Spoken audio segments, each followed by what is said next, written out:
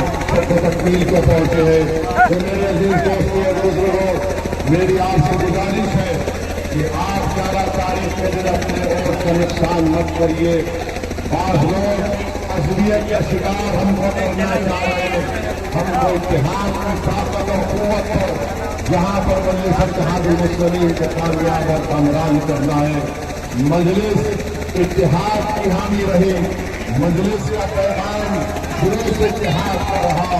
हमने हमेशा कहा कि इत्तेहाद मुस्लिमीन कौम होगा और उसी को लेकर हमको आपको आगे बढ़ना है। मेरे अजीज दोस्तों और बुजुर्गों, मेरी इज्जतदार माँ और बहनों को हमें पैगाम देना है कि आपकी औलाद के जो दिल ख्वाब है इंशाअल्लाह ताला उसको पूरा करने का काम मजलिस इत्तेहादुल मुस्लिमीन करेगी। मेरे अजीज दोस्तों और बुजुर्गों, सीमांचल को बदनाम करने की कोशिश बीजेपी की तरफ से की जा रही है और हम सरासर इसको कबूल करने को तैयार नहीं है। देश का वजीर आजम बीजेपी का है, देश का वजीर दाखिला गृह मंत्री बीजेपी का है, बिहार का मुख्यमंत्री नीतीश कुमार तुम्हारा है। इसके बावजूद भी अगर तुम्हारी नाक के नीचे कोई घुसपैठी भारत में घुस रहा है तो जिम्मेदारी अमित शाह, मोदी, नीतीश कुमार की है या ओवैसी की है, बताइए आप। हम ये भी जानते हैं कि यहाँ पर 20 साल से नीतीश कुमार की सरकार रही है और 20 साल में उन्होंने यहाँ पर एक रिश्वत को आम कर दिया। हर ब्लॉक ऑफिस में आप देखते हैं कि भ्रष्टाचार और रिश्वत का बाजार आम कर दिया गया है। मैं आपसे वादा कर रहा हूँ कि इंशाअल्लाह ताला इस भ्रष्टाचार को, इस रिश्वतखोरी को इंशाअल्लाह ताला मजलिस इत्तेहादुल मुस्लिमीन पूरे सीमांचल से इसका खात्मा करेगी। और दूसरी तरफ आप देखते हैं कि बीजेपी का एक मंत्री है जो कहता है कि बिहार के मुसलमान नमक हराम है, वो हमको वोट नहीं देते हैं। अरे 20 साल से तुमने जनता का खून पीसा, उनकी उनसे रिश्वत ली। आज आप अगर किसी हमारी माँ और बहनों के अकाउंट में पैसे डाल रहे हैं तो बताओ ये तुम्हारे बाप का पैसा है या बिहार की जनता का पैसा है?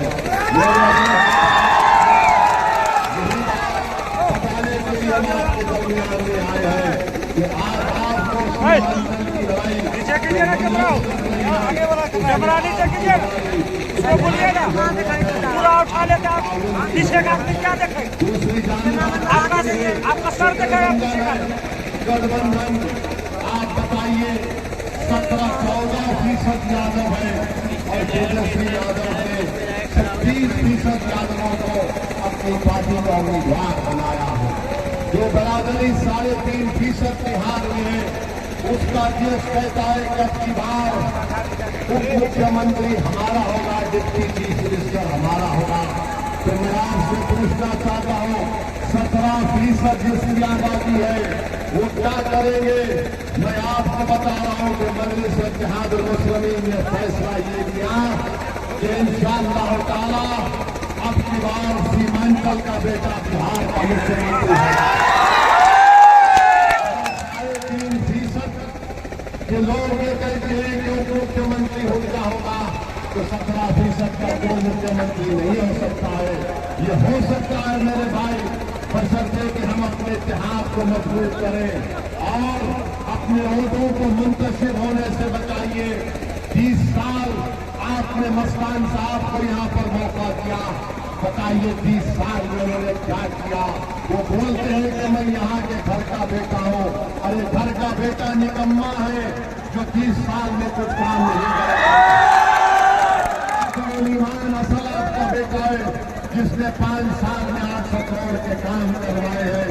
अकेला ईमान विधानसभा में था मगर ईमान ने अपनी ताकत और अल्लाह के फजल करम से ईमान ने उन तमाम कामों को करवाया है। आपने 30 साल मौका दिया।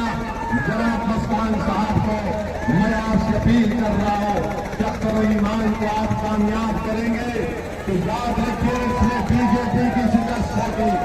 मजलिस को देने का मतलब यह है कि हम नरेंद्र मोदी ने जो काला कानून वक्फ के ताल्लुक से बनाया, हम उस वक्फ के कानून को रद्द करेंगे। याद रखिए नरेंद्र मोदी ने बनाया दरगाहों और खानकाहों को छीनने का कानून नरेंद्र मोदी ने बनाया, कब्रिस्तानों को छीनने का कानून नरेंद्र मोदी ने बनाया। बताओ नूर की जनता, क्या आप उसके हक में वोट देंगे जो हमारे मस्जिद और दरगाह को छीनना चाहता है? मैं आपसे अपील कर रहा हूं, ये वक्त इंतजार का नहीं है, ये वक्त इत्तेहाद का है। और आपकी आंखों ने देखा, दुनिया ने देखा और आपकी कानों ने सुना, अगर भारत की पार्लियामेंट में अगर किसी ने अकेला खड़े होकर तमाम संविधान के दलीलें देकर ये बताया ये कानून भारत के संविधान के खिलाफ है, ये कानून वक्फ की जायदाद को बचाने के लिए नहीं बल्कि मुसलमानों से उनकी जायदादों को छीनने का कानून बनाया जा रहा है, अगर किसी ने पार्लियामेंट में खड़े होकर बीजेपी और एनडीए और इन तमाम एमपीज के सामने कहा ये काला कानून है, मैं इस काले कानून को मुस्तरद करता हूं और उस कानून की कॉपी को हमने फाड़ कर पार्लियामेंट के फ्लोर पर फेंक दिया। मजलिस ऐसे कोई कानून को कानून नहीं मानती जो भारत के संविधान के खिलाफ बनाया गया हो, जो हमारे मस्जिदों को छीनने का मनसूबाबंद तरीका ये लोग बनाते हैं। तो मेरे अजीज दोस्तों और बुजुर्गों, वक्फ के कानून के खिलाफ 11 तारीख को आप वोट देंगे, मजलिस इत्तेहाद जो ताकत जो पार्टी आपकी मस्जिद और हमारी दरगाहों को छीनना चाहती है, मेरी आपसे अपील है कि हरगिज इंतजार का शिकार मत होइए। 30 साल आपने एक शख्स को मौका दिया, 5 साल आपने अख्तरुल ईमान को मौका दिया, वो काम आपके सामने है, बहुत से काम यकीनन अभी करवाना बाकी है। मैं जिम्मेदारी लेता हूं इस विधानसभा की और इंशाअल्लाह ताला अख्तरुल ईमान का हाथ पकड़कर हम उनसे वो तमाम काम करवाएंगे। दूसरी तरफ आप देखते हैं कि पूरे देश में बिहार में बीजेपी फिरका परस्ती को बढ़ा रही है। तो मेरे अजीज दोस्तों और बुजुर्गों, असलियत का शिकार मत होइए। घुसपैठिया बीजेपी कह रही है, आरएसएस कह रही है सीमांचल के ताकत से, मगर आप जानते हैं मेरे अजीज दोस्तों और बुजुर्गों, कल तेजस्वी यादव ने क्या कहा? तेजस्वी यादव ने ये कहा कि असदुद्दीन ओवैसी एक्सट्रीमिस्ट है। और आप जानते हैं कि तेजस्वी ने क्या कहा कि असदुद्दीन ओवैसी आतंकवाद को फरोग देता है। तेजस्वी ने कहा कि असदुद्दीन ओवैसी एक्सट्रीमिस्ट है। बताइए, अगर कोई मुसलमान मस्जिद को जाता है तो क्या वो चरमपंथी बन जाता है? अगर कोई अपने सर पर टोपी पहनता है तो क्या कोई चरमपंथी बन जाता है? अगर कोई रोजे रखता है तो क्या चरमपंथी बन जाता है? अगर किसी की बेटी और माँ अगर अपने सर पे दुपट्टा और हिजाब पहनती है तो क्या वो चरमपंथी बन जाते हैं?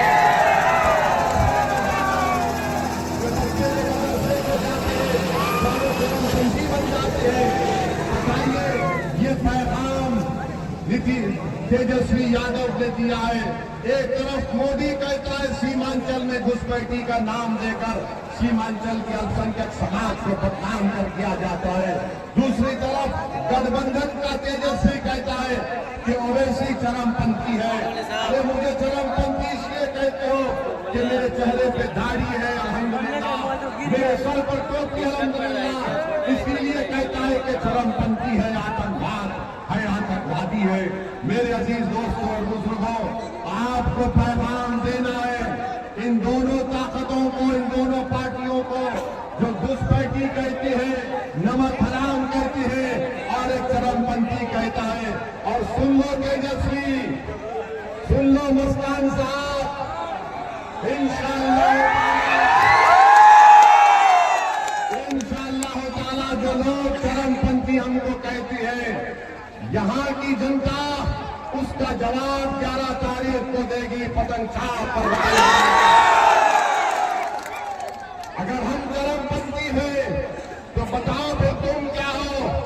अरे मेरे अजीज दोस्तों और बुजुर्गों, तेजस्वी की नजर में वो चरमपंथी नहीं है जो उसके बाप के सामने जाकर सर